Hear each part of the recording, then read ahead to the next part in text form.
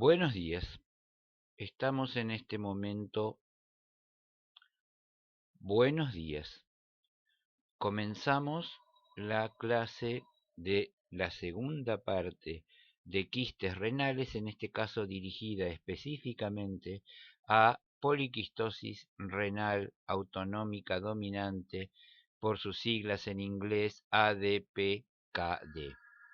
Como siempre, estos son los dos libros de los cuales tomé la información básica de lo que vamos a hablar ahora. Acá tenemos una imagen de los riñones de una persona con poliquistosis renal del adulto o dominante. Los datos generales de esta entidad es que tiene una prevalencia de 1 en 400 a 1 en 1000 nacimientos, es la más frecuente de las enfermedades hereditarias renales, que se debe a la presencia de genes, en su mayoría son PKD1 y en menor grado PKD2. Hay otros gérmenes y hay un 10% de personas que desarrollan la enfermedad sin tener antecedentes familiares previos. Cabe recordar que la enfermedad PKD1 es más grave que la enfermedad PKD2, eh, aunque las dos tienen su gravedad. Esta suele llegar al daño terminal más tardíamente. Repito que hay otros genes y siguen siempre describiéndose. Cabe recordar también que es más frecuente en hombres, tiene penetrancia completa, es decir, el 50% de los hijos de un padre afectado va a heredar la enfermedad en promedio, y el alelo no afectado, el que viene del padre sano, se inactiva durante la vida adulta. La mutación de novo quiere decir que hay pacientes que comienzan con la enfermedad sin tener antecedentes familiares. Hay muchas mutaciones posibles también dentro de estos dos genes que son los más frecuentes. La herencia de los dos alelos de estos genes, es decir, que la persona tenga PKD1 dos alelos iguales o dos alelos PKD2, es incompatible con la vida y es mortal intrauterino. En promedio, las personas con gen PKD1 llegan al estadio terminal antes de los 60 años, mientras que los genes PKD2 suelen tener en promedio llegar a los 80 años, aunque este pronóstico es muy variable según las distintas mutaciones que cada una de estas genéticas pueda tener. Hay un 1% de personas con enfermedad poliquística del adulto dominante que evolucionan como la recesiva, es decir, que tienen daño de la función renal muy precozmente. Estos dos genes son los que determinan la actividad de las policistinas 1 y 2 en las membranas plasmáticas ciliares. Al alterarse estas policistinas, disminuye la entrada de calcio a la célula y aumenta el AMP cíclico, todo lo cual favorece la proliferación celular y la actividad de secreción hacia la luz, que de lo que va a terminar formando el quiste. Acá tenemos entonces esto que acabamos de decir. En la anatomía patológica hay un aumento del tamaño general renal, vamos a hablar después de eso.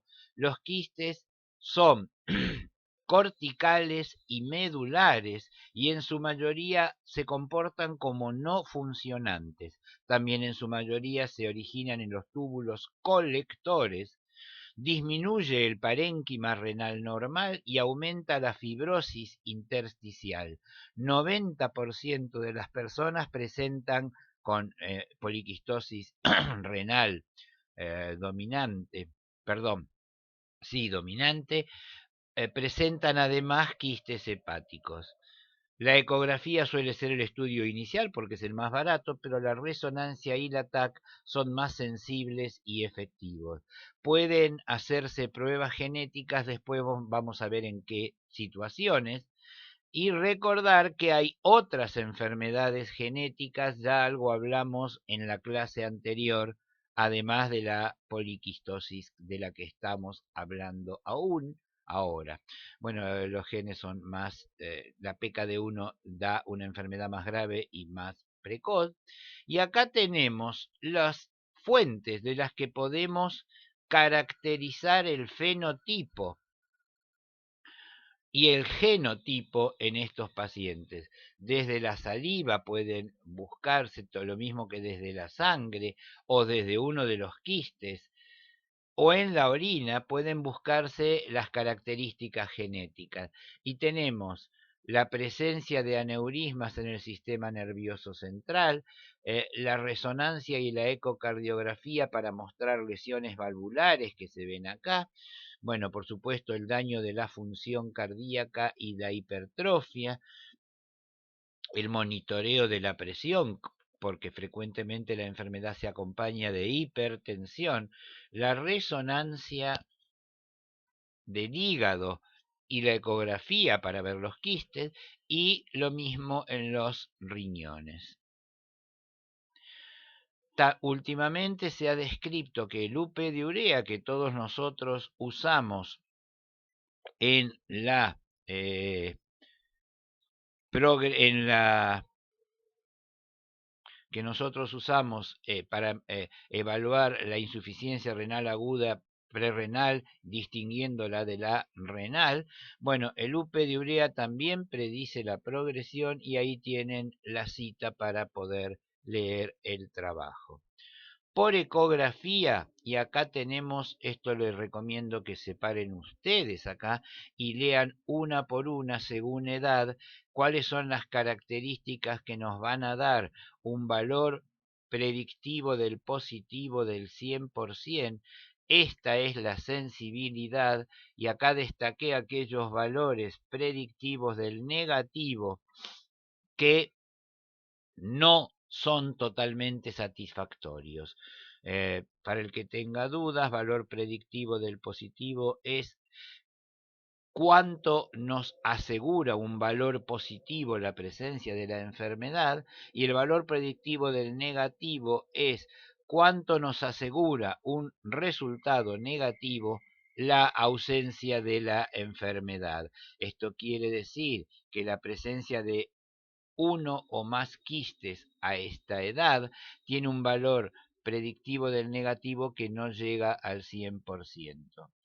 Sin embargo, en una persona de 40 años, la ausencia de quistes o la presencia de uno solo tiene un valor predictivo del negativo del 100%. Acá lo estamos viendo en estos datos.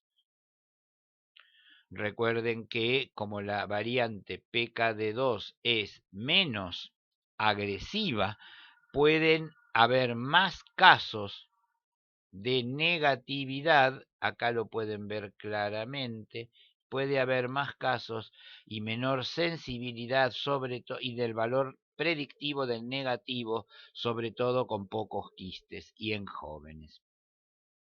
Esto es lo que acabamos de decir. Menos de 5 quistes por resonancia, que es más sensible, en una persona de hasta 40 años, excluye la poliquistosis del adulto. Esta es una imagen ecográfica de poliquistosis y podemos ver acá que el volumen renal total crece en forma exponencial. Esto puede medirse por ecografía, pero como este es un estudio muy dependiente de cómo lo evalúe y cómo se esfuerce el ecografista, la resonancia es un estudio mucho más sensible y mucho más comparable. Un volumen renal total dividido por estatura mayor de 600 mililitros o un incremento en el volumen, después lo vamos a ver en estudios sucesivos, nos está prediciendo una pérdida de función renal que va a venir años más tarde.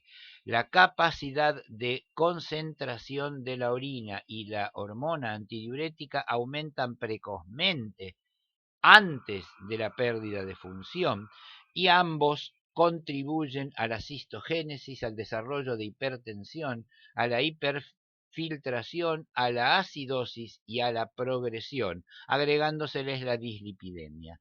Hay disminución del flujo plasmático renal y puede aparecer proteinuria moderada en 1 de cada 4 casos con estos valores. La hipertensión se da en 50% de los jóvenes con función normal y aumenta a medida que progresa la pérdida de función.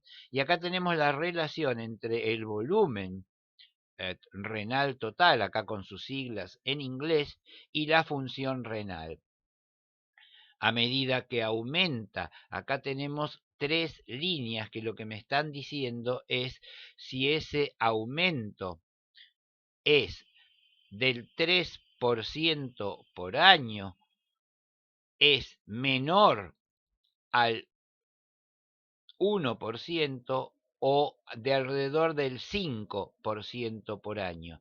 Fíjense que con cualquiera de estos tres aumentos existe, aunque mucho mayor, este es el aumento del tamaño, y acá tienen la caída del filtrado consecutiva a, esto es la edad, y las tres categorías de aumento del volumen y pérdida de la función. Ahí está la cita para que lean.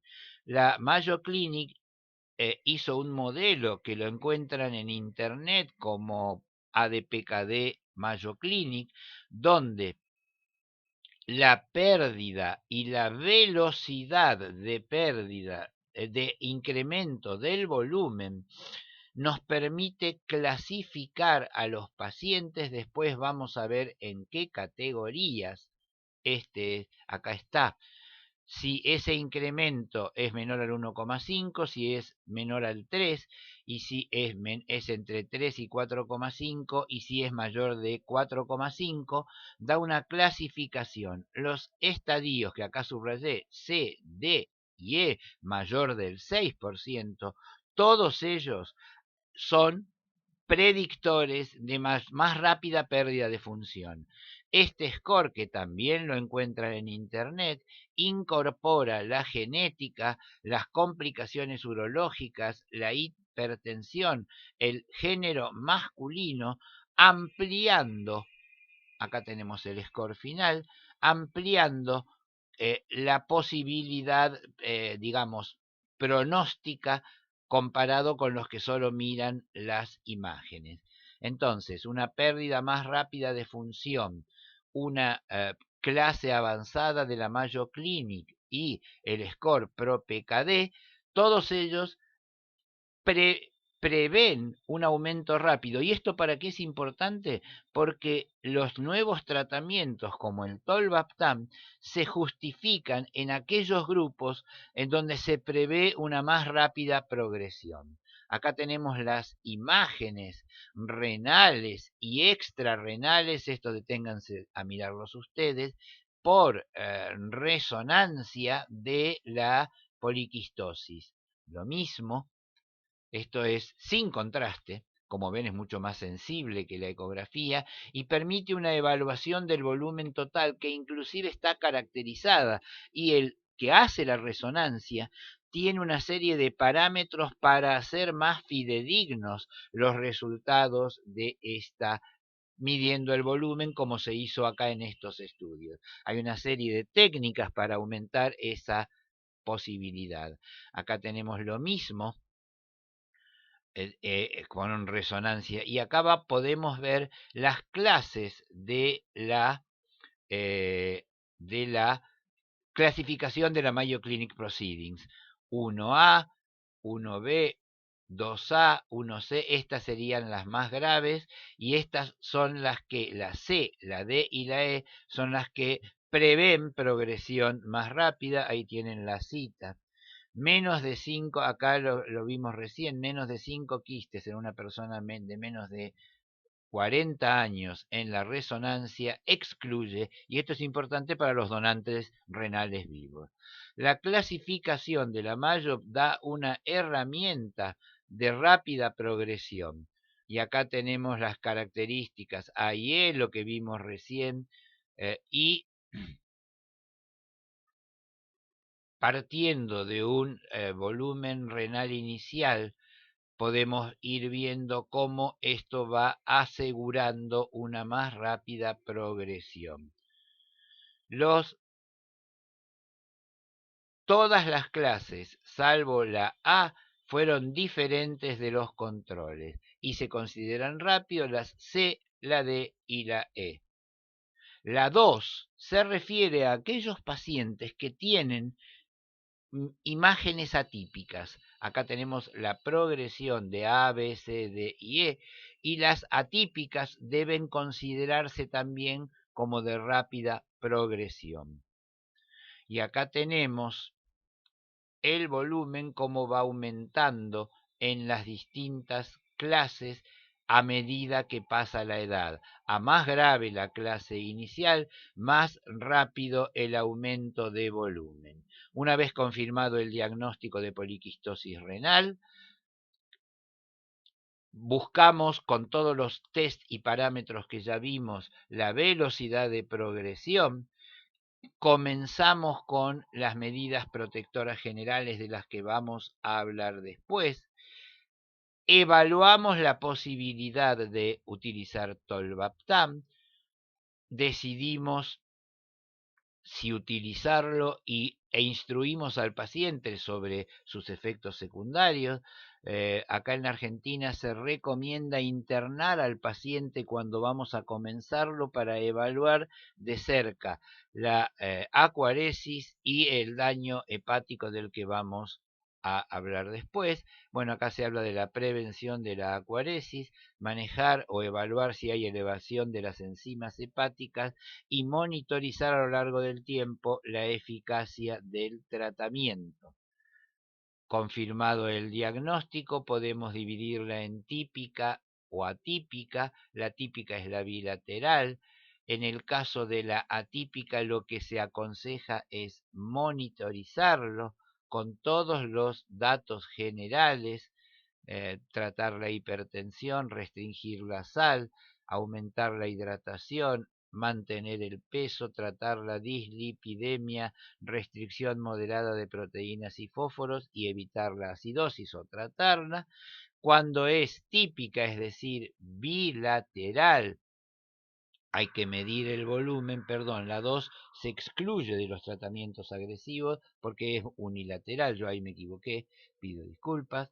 La mayor, bueno, acá tenemos los que tienen estas características al que se pueden sumar otros test, la categorizamos como rápidamente progresiva a la que tiene esos datos iniciales o progresión más rápida por Mayo Clinic, y si tiene más de 25 mililitros por minuto de filtrado y esta edad, se recomienda iniciar tolvaptan más las medidas generales de las que ya hablamos. Ahí está la fuente para el que quiera leerlo.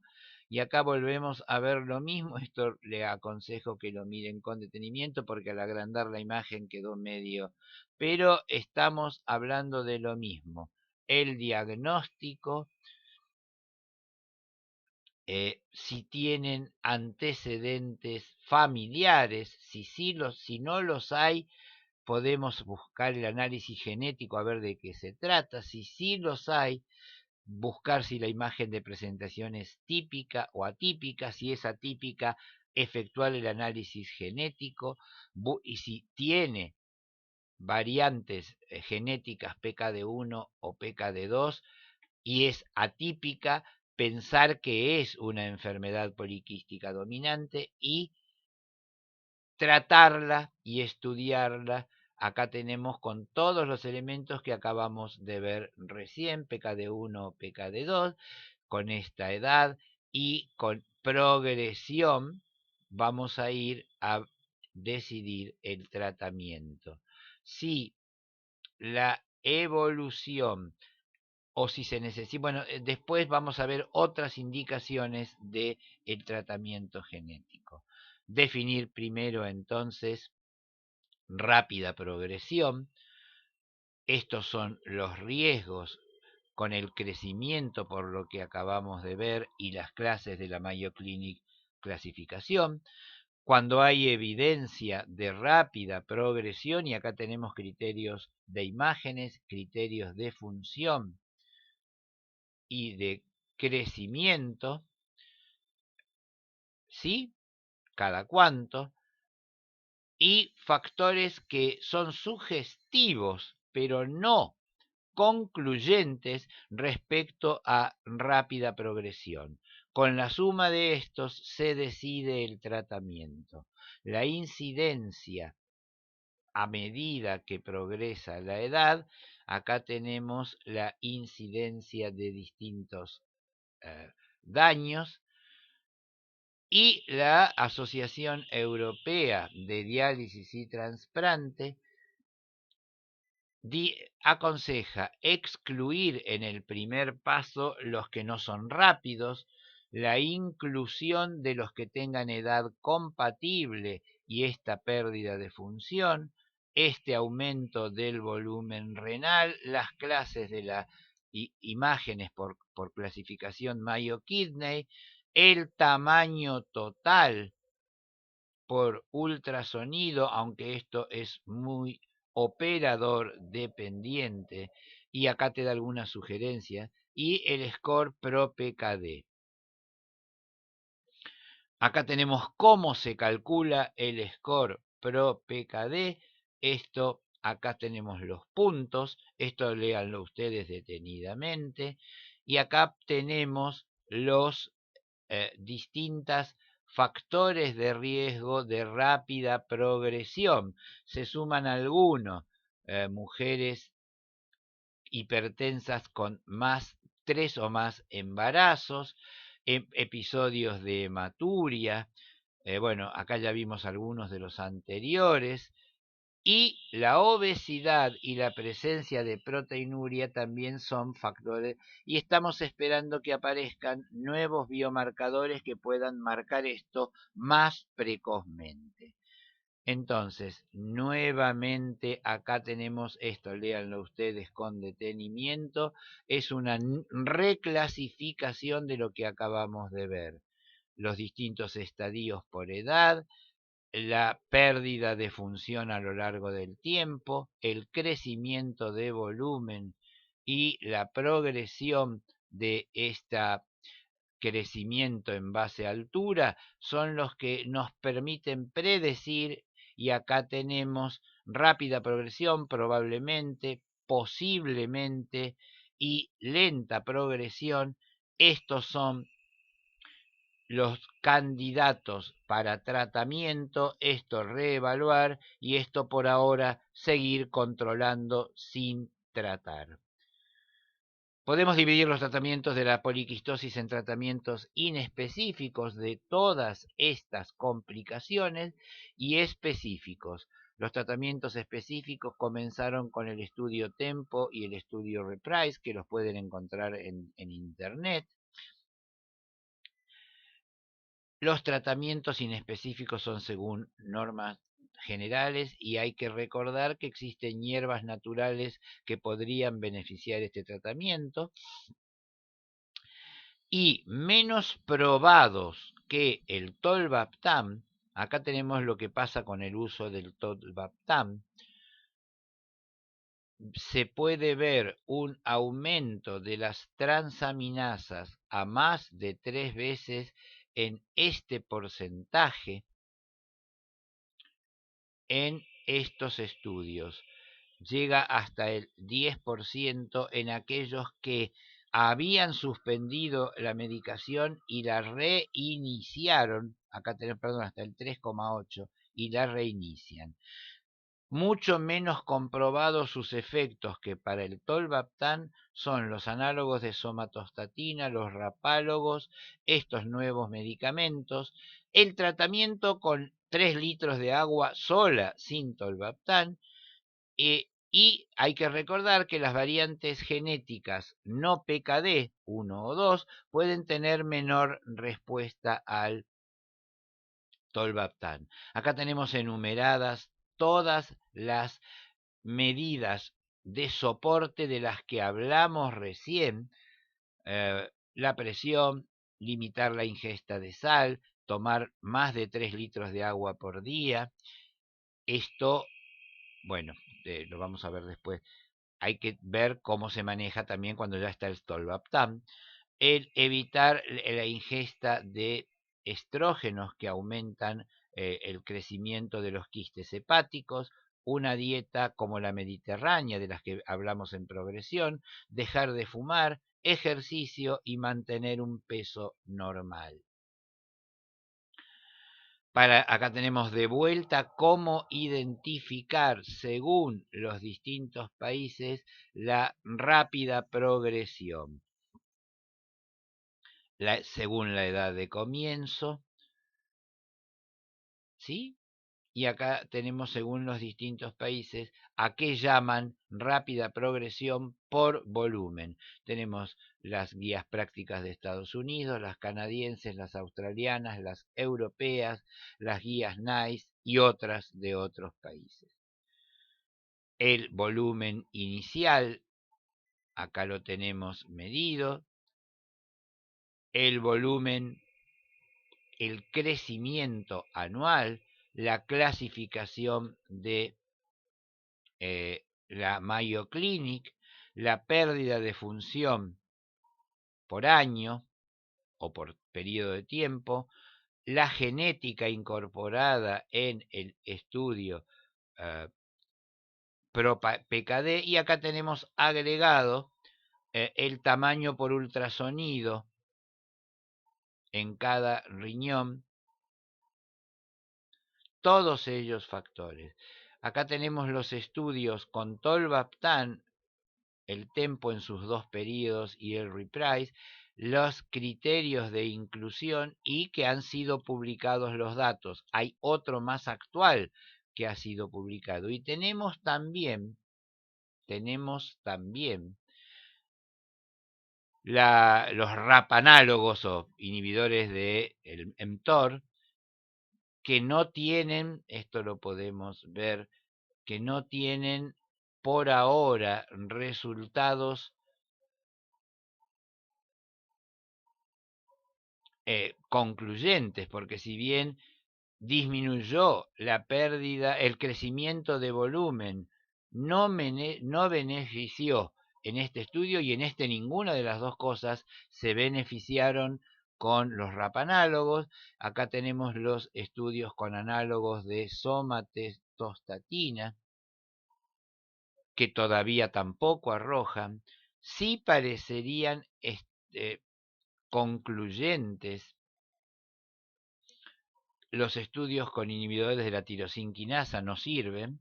Los inhibidores de la sintasa, pero este estudio todavía no está terminado.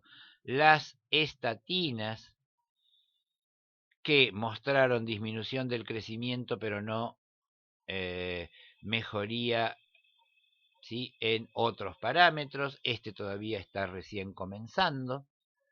Este también está comenzando, y con metformina también están comenzando. Este solo utiliza agua. El control de la presión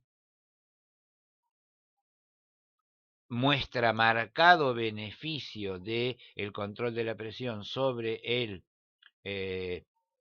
volumen, pero no hasta ahora sobre la pérdida de función. Otro no encontró diferencia. La niacinamida, todavía están en marcha los estudios. La restricción calórica también está en marcha. Fíjense cómo esta es Esto es un estudio publicado este año que nos muestra que el riesgo de, de consecuencias sobre la sed, la poliuria y la nocturia en los estudios van del 15 al 30% en el estudio Reprise, aumentaron un poco en los pacientes que reiniciaron después de haber suspendido por alguno de estos problemas. 1 de cada 3 puede llegar a tener sed, poliuria y en menor medida nocturia. En el estudio Tempo fueron menos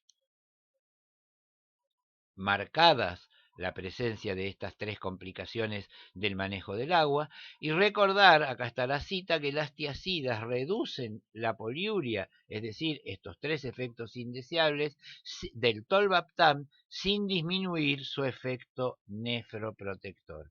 Y acá sí vemos la frecuencia de elevación por 3 o más de la enzimas hepáticas es parecida, un poco mayor en la TGP. Acá tenemos la fuente de esto. Complicaciones renales de la poliquistosis renal, la que podemos ver acá, y extrarrenales, destacamos las manifestaciones vasculares, aneurismas del sistema nervioso o disecciones arteriales de arterias más gordas. Recuerden la incidencia de crecimiento de los quistes por anticonceptivos en las mujeres. Bueno, todas estas son complicaciones de la poliquistosis. Y acá tenemos graficado lo mismo. La poliquistosis produce disminución de los linfocitos, edemas por volumen de los riñones, disminución de los trombocitos por captación esplénica, aumento de los eritrocitos que hacen que lleguen a la anemia más tarde o no lleguen, inflamación por estrés vascular por estrés oxidativo, deterioro en la secreción de páncreas, llevando a metabolismo normal de la glucosa, daño óseo, a la activación del AMP cíclico y otras sustancias y factores de transcripción aumenta la frecuencia de cáncer, disfunción ciliar productora de bronquiectasias y los factores anatómicos en el riñón que favorecen la aparición de infecciones. Respecto a los aneurismas, recuerden que el diagnóstico es ingadolíneo. El riesgo de nuevos aneurismas es del 3% a los 10 años. Se discute la detección generalizada presintomática. Hasta hace unos años se decía no. Los últimos trabajos, y hay ya centros que están buscando detección generalizada presintomática en todos los pacientes al diagnóstico. Sí, antes lo que se hacía era si había antecedentes familiares de aneurisma, si había rotura previa en el paciente, en un prequirúrgico donde se lo iba a someter a algún tipo de estrés importante, o en las profesiones de alto riesgo como los pilotos de avión, en eso se testeaba. Entonces les cuento que últimamente hay escuelas que empiezan a testear en todos, con resonancia sin gadolinio. Lo que hay que hacer en estos casos es explicarle al paciente qué se espera obtener y después discutir según el tamaño y la localización de los aneurismas, vamos a verlo después, cuál es la conducta sugerida. Acá tenemos que hay esto lo saben mejor los neurocirujanos, cirujanos vasculares, hay una tasa según localización y tamaño que nos está diciendo cuál es el riesgo según este tamaño en el circuito anterior y medio y en el circuito posterior. Esto es lo que uno discute con el paciente. Fíjense cómo va aumentando el riesgo, sobre todo en el circuito posterior a medida que aumenta el tamaño. Acá ya estamos llegando a casi 1 de cada 5 pacientes en el circuito posterior, y la incidencia de rotura del aneurisma es muy alta en los aneurismas mayores de 2,5 centímetros en ambos circuitos. Dejar de fumar y todas las otras medidas generales, lo mismo que el tratamiento de la hipertensión, son factores importantes en la prevención de la rotura. En cuanto al embarazo, se aconseja si el deseo del paciente es detener, es decir, prevenir y no quedar embarazada, acá tenemos todas las conductas que hay. Si el paciente la paciente no quiere quedar embarazada, hay que considerar la ligadura de trompas. Pero bueno, recuerden que ni siquiera autorizada por la paciente es absolutamente segura la posterior no judicialización. Si la paciente sí quiere quedar embarazada, se hace un estudio de clasificación de riesgo, consejo genético, acá habría que evaluarla genéticamente, y con toda esta información se habla con la paciente. Si decide no quedar embarazada después de estos resultados, se pasa a las conductas generales. Si ella pide quedar embarazada, acá tenemos las medidas de teniendo en cuenta que si hay una alta indicación para IECAS, tienen mucha menor capacidad teratogénica que los bloqueantes de receptores. Ya bueno, acá tenemos todas las medidas para prepararse y acá tenemos la cita de este trabajo. En cuanto a la consideración del diagnóstico genético preimplante, acá tenemos todos los consejos genéticos, acá tenemos el manejo del embarazo, donde ahí sí se detienen los IECAS cuando ya está embarazada, ya habíamos suspendido los bloqueantes, el manejo materno, el manejo fetal, el manejo posparto y el algoritmo de estudios posterior. Es un trabajo muy lindo para leer, reciente, sobre embarazo en poliquistosis renal. Las indicaciones de testeo genético les aconseja que las lean. Sepan que el testeo genético tiene estas ventajas sobre, nos permite hacer cuando los testeamos, y estas desventajas que son fácilmente predecibles. Y acá tenemos en qué escenarios está claramente indicada el estudio genético y en cuáles podría estar indicado. Eso es toda la clase. Gracias por la atención.